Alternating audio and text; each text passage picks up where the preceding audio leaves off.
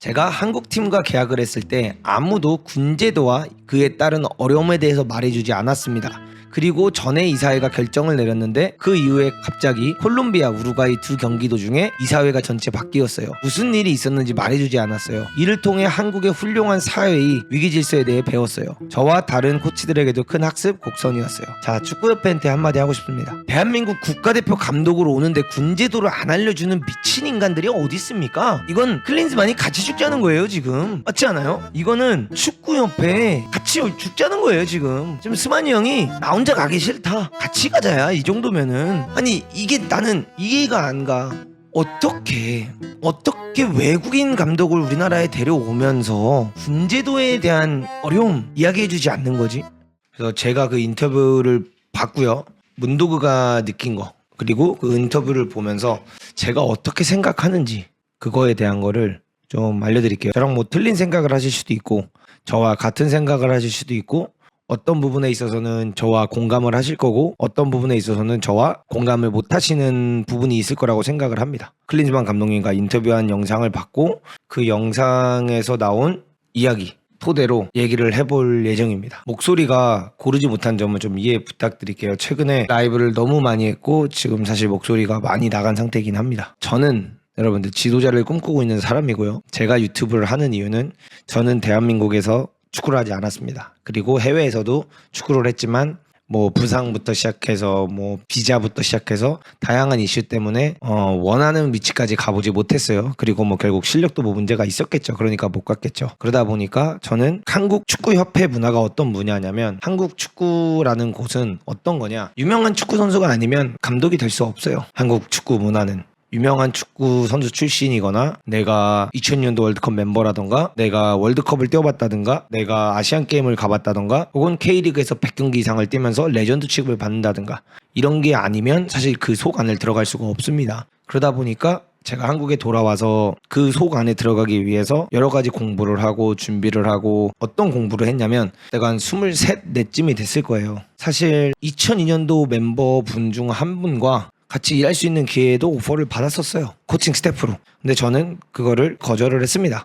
왜 거절을 했냐? 가서 막내 코치 역할을 해봤자 제가 물론 배우는 거야 있겠지만 감독이 되고 싶은 무농은 그걸 통해서 배우는 것보다 독립구단을 운영하고 아마추어 팀을 운영하면서 이런 전술도 해보고 이런 전술 훈련도 해보고 이런 걸 해보는 게 되게 중요했어요. 그래서 그 공부를 먼저 했어요. 그리고 나서 이렇게 쭉 해서 K3, K4 진입을 하려고 했는데 또 그거는 또 다른 문제더라고요. 우리나라는 축구팀을 만들기 위해선 돈만 있어야 되고 돈을 벌어서 해야 되는 것이 아닌, 한국에서는 또 축구협회도 알아야 돼. 지역마다 있는 축구협회와 지역마다 있는 축구협회 회장님들과 그쪽 무리분들과 그리고 시장님을 알아야지만 축구팀을 만들 수가 있어요.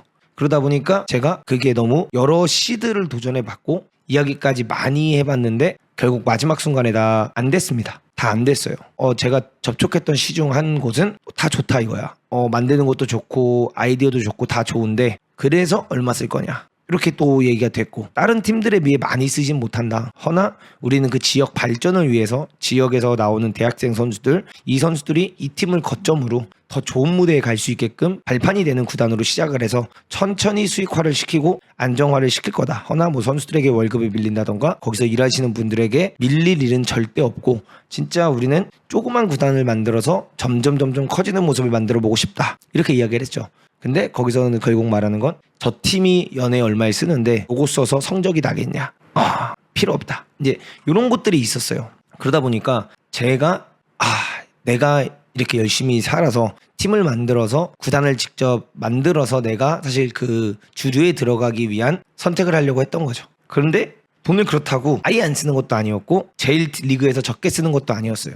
네, 리그에서 저희가 쓰려고 했던 돈이 제일 적게 쓰는 돈도 아니었습니다. 그렇게 이제 싹 하고 가려고 했는데 불가능하다는 걸 느꼈고요. 그때 제가 이제 고양시민축구단이라는 팀에 들어가서 아예 리그에 진출을 해서 나는 이런 지도자가 될 수 있다라는 거를 좀 보여주자라는 마음으로 그때부터 제가 이제 한국 물 안에 들어가서 코칭을 하기 시작했던 겁니다. 자, 왜 이런 이야기를 앞에서 하는지는 여러분들이 좀 더 아시게 될 거고, 이런 이야기를 하는 건 그냥 이 영상을 보시는 분들이 제가 항상 이야기하는 것 중 하나는 나는 정말 우리나라 축구를 사랑한다, 나는 우리나라 축구에서 일을 하고 싶은 사람이다 라고 하지만 유튜브에서 쪼크도 치고 유튜브에서 장난도 치고 막 이런 거를 보시면서 네가 무슨 지도자냐 이렇게 이제 생각하시는 분들도 있다 보니 제가 왜 유튜브를 하는지를 다시 한번 여러분들 앞에 말씀을 드리려고 하는 거예요. 제가 유튜브를 하는 이유는 유명해져야 돼서예요. 지도자로서 혹은 한 명의 축구인으로서 내가 유일하게 그쪽을 뚫고 들어갈 수 있는 방법은 이 방법밖에 없다고 판단을 했습니다. 이 방법이거나 가서 흔히 말하는 똥꼬 빨거나 똥꼬 못 빨겠더라고요. 그렇기 때문에 이 선택을 한 거고, 이 선택에 있어서 문도그가 왜 진출을 안 하고 이렇게 유튜브에 집착하고 있냐라고 답답하시는 분들도 있겠지만 조금만 기다려 주십시오. 진출합니다. 자, 그리고 오늘 여러분들 클린스만 감독님이 인터뷰한 거를 봤고요. 그 인터뷰 내용이 참 놀라웠다고 생각을 해야 될까요? 놀라웠습니다. 근데 그 놀라웠던 여러 가지 이유가 있어요. 그래서 그 이야기를 한번 여러분들과 오늘은 좀 쪼크 안 넣을게요. 쪼크 안 넣고 오늘은 그냥 진지하게 하도록 하겠습니다. 제가 최근에는 장난도 좀 많이 치고 이런 모습을 보여드렸고, 김코치랑 방송할 때는 여러분들 당연히 유튜브가 재미도 있어야죠. 이건 개인 방송인데 재미도 있어야 되고 떠드는 맛도 있어야 되지만, 이번 거는 저는 떠들고 싶지가 않고 진지하게 한 명의 축구인으로서 생각하는 부분을 얘기해 볼게요. 이 영상을 다들 보셨을 거라고 생각을 합니다.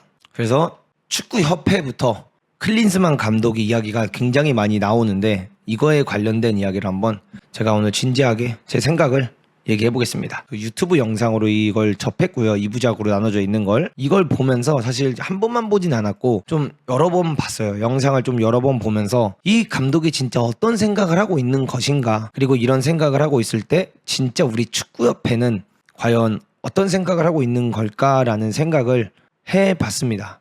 여기 이제 보시면 여기 좀 자세하게 또 나와 있더라고요. 위르겐 클린스만 축구 감독은 자신의 업무에 대해서 인터내셔널이라고 정의했다. 그리고 앞으로도 자신의 방법을 고수하겠다고 말했다. 클린스만 감독은 영국 런던에서 만났다. 1시간에 걸쳐 오랜 이야기를 나누었다. 재택근무와 과외 활동에 대한 논란도 있었다. 이에 대해 질문을 하지 않을 수가 없었다. 일단 난 너무나도 감사해요. 이런 질문들을 좀 공격적이게 해주셨고, 우리나라 팬분들이 궁금해하는 것들을 실제로 많이 물어봐 주셨어요. 그래서 그 부분에 있어서 이 내용들을 물어봐 주신 거에 대해서 일단 너무나도 감사했다. 이런 정말 고퀄리티의 질문들을 해주셔서 감사하다라는 일단 말을 하고 싶었습니다. 왜냐, 이분들이 아니면 우리가 얘기를 들어볼 수가 없었으니까. 그는 국가대표팀의 감독으로서 내가 일하는 무대는 국제적이라고 했다. 국내에만 머물러 있지 않는다는 의미였다. 자신이 다양한 활동에 대해서도 작업량의 90%는 대한축구협회의 업무이며 10%만 다른 일들이라고 말했다. 그러면서 자신의 방식을 고수할 것이라고 이야기했다. 그와 이야기를 일문일답식으로 싣는다. 내용이 방대의 두 파트로 나눈다. 일단은 여기서 제가 한마디만 하고 싶은 건 뭐냐, 여러분들 이거예요. 작업량의 90%는 대한축구협회 업무이고 10%만 다른 일들이다 라고 했는데, 첫 번째 하고 싶은 말은 당연한 거라는 거야. 당연한 거지 이게 지금 대단한 걸 한 게 아니라는 거예요. 이 사람이 뭐 당연히 당신은 90%가 아니라 사실 100% 대한축구협회 일을 하는 게 맞지, 10%를 다른 일을 하고 있는 것도 이상한 거거든 사실은. 근데 계약상 대한축구협회에서 당신이 있는 그런 약속들과 미리 계약한 것들과 이런 걸 이해해 줄 테니 나머지는 대한축구협회에 신경을 써달라라는 계약을 했기 때문에 사실 이 10%를 하는 거에 있어서 우리가 뭐라고 할 수는 없죠. 근데 지금 나는 이 인터뷰, 이 글로 보는 게 아니라 영상으로 봤을 때 느낀 거는 뭔가 자랑하고 싶어 하는 듯한 느낌이었어. 나는 지금 90%나 하고 있다. 당신들이 생각하는 것보다 일 열심히 하고 있는데 왜 몰라줘? 약간 이런 어필을 하는 듯한 느낌을 받았고요.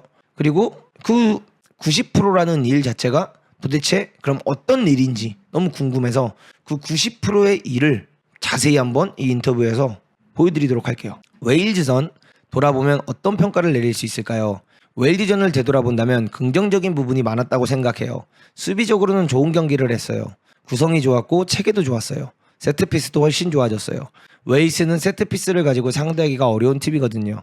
지난 경기에서 우리는 세트피스 골을 꽤 넣었기 때문에 이번에 이를 발전시켰어요.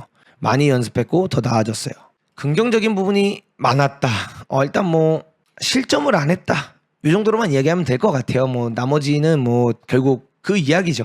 뭐 체계가 좋아졌고 이런 거 솔직히 없었고요. 클린스만 감독님이 이 경기를 보고 체계가 좋아졌다라고 믿는다면 그 감독님은 아무것도 모르는 감독이에요. 근데 어쨌든 실점 안 했잖아. 그러니까 수비가 좋아진 건 맞아. 왜? 클린스만 감독님이 지금까지 경기들을 뛰면서 항상 실점을 했고 이번 웨일스 경기에서는 실점을 안 했으니까 그냥 그렇게 기본적으로 보면 실점 안 했으니까 수비가 좋아졌다. 이렇게 말하는 건 틀린 말은 아니다 이거예요. 웨일즈는 수비적으로 5명의 수비형 미드필더와 2명의 수비형 미드필더를 두고 경기를 했습니다. 그것은 우리 포워드들을 위한 공간이 매우 부족했다는 것을 의미합니다. 이재성과 조규성 그리고 손흥민이 뒷공간으로 들어가고 심지어 홍현석까지 중앙으로 들어오기 위한 공간까지 부족했어요. 일단 여기서부터가 어긋나죠. 이재성이 뒷공간 침투를 하려고 한다는 느낌 전 1도 못 받았고요. 두 번째는 홍현석이 중앙에 들어와서 플레이하려고 했다는 느낌을 경기 보면서 1도 못 받았어요.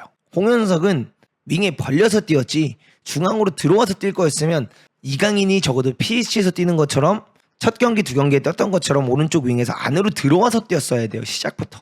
근데 오른쪽 윙백인 서령우가 언더래핑을 그렇게 미친 듯이 나가니까 홍현석이 안으로 들어올 수 없었던 거예요. 감독님 본인이 영우한테 언더래핑을 나가라고 지시를 해놓고 본인이 언더래핑을 나가는데 어떻게 거기서 현석이가 안으로 들어와.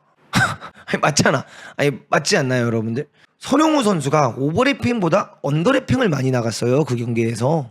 근데 어떻게 안으로 들어와. 그 다음에 홍현석 선수가 좌측 윙으로 빠집니다. 홍현석이 좌측 윙으로 빠졌을 때는 어떤 모습을 보여줬냐. 이기재 선수도 오버래핑을 거의 안 나갔고요 언더래핑을 많이 나갔어요. 그럼 본인이 이 홍현석이라는 선수를 윙에 띄끼면서 안에 들어와서 플레이를 하게 만들고 싶으면서 풀백을 언더래핑을 보낸다? 그 세계 여행을 하면서 그 월드클래스 구단들을 다니면서 국제적인 역할을 하시는데 뭘 배우고 오시는 건가요? 일단 이걸 이야기하고 싶은 겁니다. 사우디아라비아전을 앞두고 있습니다. 팬들 입장에서 꼭 이겨야 하는 경기인데요. 제게도 마찬가지예요. 이겨야 됩니다. 저 역시 팬들을 이해합니다. 모든 경기에서 이기고 싶어요. 웨일즈전을 보자고요. 웨일스는 2번의 빅찬스가 가져갔었어요. 하나는 김승규 선방에 막혔고 하나는 골대를 때렸지요. 그래서 무승부도 결과적으로 괜찮았다고 생각해요. 하지만 그 앞에 4경기는 모두 이겼어야 했어요. 우리는 이 4경기보다 더 나은 팀이었고 엘살바도르전은 4대0, 5대0으로 이겼어야 했죠. 많은 찬스를 만들었고요. 그래서 실망스러웠어요. 팬들도 미디어도 우리 감독들도 좌절했어요. 그래서 우리는 승리를 더욱 간절히 원하죠. 이제 이런 식으로 이야기를 했고요. 하지만 저는 팀의 발전을 매우 긍정적으로 봅니다. 2번의 월드컵 사이에 팀의 모습이 바뀌었어요. 코칭 스태프는 다음 세대 선수들을 기존의 그룹으로 끌어들이는 일을 해야 합니다. 그렇기 때문에 우리는 25명의 선수를 데리고 왔어요. 젊은 선수들이 얼마나 성숙해져 있는지 보고 싶기 때문입니다.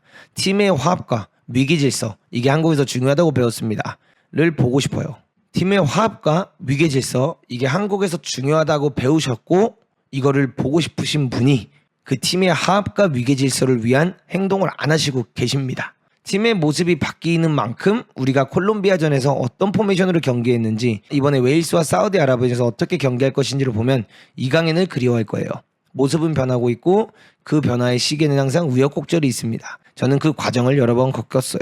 그 과정을 여러 번 겪으셨으니까 우리 대표팀에서는 겪지 않게 해주시면 되잖아요. 팬들은 승리를 원하고 있다는 것을 알고 있습니다. 저는 그것을 완전히 이해합니다. 하지만 저는 팀을 매우 긍정적으로 봅니다. 왜냐하면 그들은 우리가 원하는 곳에 우리가 매일 함께하고 있기 때문입니다. 저는 우리가 더 많은 개성, 더 공격적이고 더 많은 결정력을 갖기를 원해요. 이거야 그냥 하나의 인터뷰죠. 저는 이 전투에서 상대방보다 더 승리하고 싶어요. 그리고 저는 몇 년 전에 제가 우리는 좀 더 고약해져야 한다라고 말했고 미국의 언론으로부터 많은 공격을 받았어요. 그 고약함이라는 단어, 누구를 다치게 하는 것이 아니라 긍정적인 의미로 끊임없이 상대를 괴롭혀야 한다는 것이었어요. 지난 4, 5개월 동안 우리가 훨씬 더 잘해야 한다는 것을 배웠어요. 우리는 사람들에게 훨씬 더 잘해야 하고 좋은 방식으로 신체적인 면에서 더 좋은 모습을 보이고 상대팀을 위협해야 합니다. 우리가 발전할 여지가 많은 분야를 많이 봤어요. 이미 아주 긍정적인 분야를 보았습니다. 좋은 퀄리티, 기술적인 퀄리티 패스의 퀄리티 개인들, 김민재, 손흥민, 이강인, 이재성, 회복된 황인범 같은 선수들이요.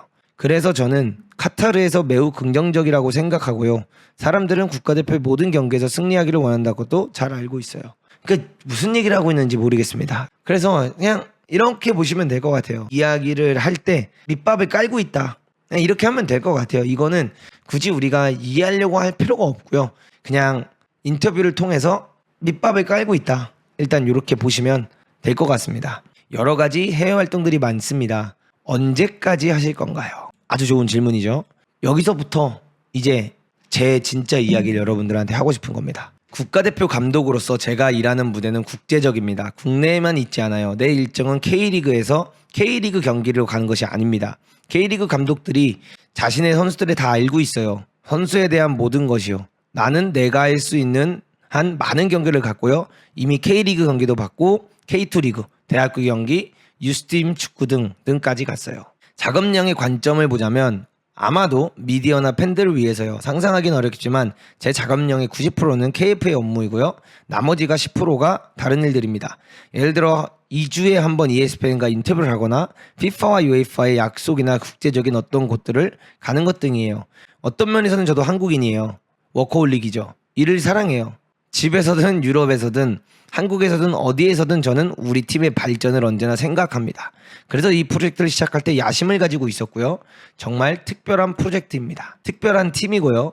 카타르 월드컵에서 차두리 코치와 이야기를 많이 나누었어요. 이 팀은 엄청난 잠재력을 가지고 있다고요. 그래서 저는 이 팀에 대해 배워야 하고요. 한국 문화에 대해 배울 필요가 있어요.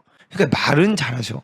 이 팀에 대해 배워야 하고 한국 문화에 배울 필요가 있다고 하시는데 막상 하는 행동은 이건 다른 방식이다. 날 존중해줘라. 배운다고 하지만 우리가 그걸 배우라고 팬들의 외침 나왔을 때 나는 그런 사고방식을 가지고 있지 않다. 문화를 다른 문화다. 이러면서 배운대. 그럼 배운다고 하지 말든가. 그럼 배운다고 하지 말아야지. 그냥 한국 문화를 존중한다. 허나 나는 여기에 좋은 프로젝트를 하기로 왔고 이 프로젝트를 하기 위해선 나의 문화, 나를 대한민국 국가대표 축구협회가 데려온 이유를 보여주기 위해서 내 방식대로 할 것이다. 그러니 여러분들이 조금 문화가 다른 거에 대해서 존중을 하니 저를 그냥 조금만 기다려주시면 좋겠습니다. 라는 인터뷰를 한다면 사람들이 화 안 나요. 문화를 배우겠다고 하면서 결국에는 하는 행동이라든가 본인이 본인 입에서 나오는 말은 그 문화를 전혀 존중해주고 있지 않다라는 것을 느끼게끔 만들어주고 있는 거죠. 제가 한국팀과 계약을 했을 때 아무도 군제도와 그에 따른 어려움에 대해서 말해주지 않았습니다. 그리고 전에 이사회가 결정을 내렸는데 그 이후에 갑자기 콜롬비아, 우루과이 두 경기도 중에 이사회가 전체 바뀌었어요. 무슨 일이 있었는지 말해주지 않았어요. 이를 통해 한국의 훌륭한 사회의 위기질서에 대해 배웠어요. 저와 다른 코치들에게도 큰 학습 곡선이었어요. 자, 축구협회한테 한마디 하고 싶습니다. 대한민국 국가대표 감독으로 오는데 군제도를 안 알려주는 미친 인간들이 어디 있습니까? 이건 클린즈만이 같이 죽자는 거예요 지금. 맞지 않아요? 이거는 축구협회에 같이 죽자는 거예요 지금. 지금 스만이 형이 나 혼자 가기 싫다. 같이 가자야. 이 정도면은. 아니 이게 나는 이해가 안 가. 난 이게 여러분들 제가 오늘 이런 이야기를 하고 싶은 거예요. 저는 그냥 어떻게 외국인 감독을 우리나라에 데려오면서 군제도에 대한 어려움 이야기해주지 않는 거지? 이 선수 이강인이라든가 혹은 현재 대표팀에 뛰고 있는 뭐 서령우라든가 이런 선수들이 군제를 가야 될 수도 있다. 그렇게 되면 해외에서 못 뛰고 한국 K리그를 들어와야 되고 그래서 상무라는 팀에 입단을 해야 될 수도 있고 상무라는 팀에 입단을 하게 된다면 군대처럼 생활을 해야 된다. 이거에 대해서 계약을 하기 전에 이야기해 주는 게 그렇게 어려운 일이야. 아 진짜 이거 우리나라 축구에서 너무 중요한 사안이잖아요. 이건 우리나라 축구 선수들에게는 군 문제가 굉장히 까다로운 조건이고요. 해외 진출도 그렇고 뭔가를 할 때 그 성장을 어떻게 보면 더디게 하는 제어 장치 중 하나잖아요. 물론 우리나라 한국 남자라면 다들 군대를 가야만 하는 거지만 이거를 어떻게 축구협회가 이야기를 하지 않았는지. 그러니까 이런 거를 토대로 봤을 때 이번에 이강인을 놔두고 홍현석, 뭐 서령우를 놔두고 아시안 게임을 위한 일정 조정을 할 때 황선홍 감독님이 이렇게 얘기를 하면 안 듣는 거야. 못 알아듣는 거야. 왜? 내가 계약할 때 나 군 문제에 대해서 들은 게 없다. 그렇기 때문에 난 아시안 게임보다 내게 더 중요하다. 어떻게 둘이 조율을 하냐는 거야. 애초에 이해를 못하고 있는 사람한테. 그래서 이 부분이 일단 여러분들 제가 이야기하고 싶은 부분 중 하나예요. 이사회 전체가 바뀌었고 무슨 일이 있었는지 말해주지 않았어요. 이를 통해 한국의 훌륭한 사회의 위계 질서에 대해서 배웠대. 뭐 이거는 제가 봤을 때 그냥 나만 욕먹기 싫다. 나만 잘못 있는 게 아니다. 야, 축구협회 이 새끼들은 무슨 일이 있는지 나한테 말 안 해준다. 여기 우리나라 위계질서 잘 배웠다? 이거 비꼰 거야. 반어법이지 이거는. 이건 진짜 반어법 아니에요? 저 한국 컬처 잘 몰라요. 저 한국에 대해서 아는 게 없어요. 안 알려줬거든요.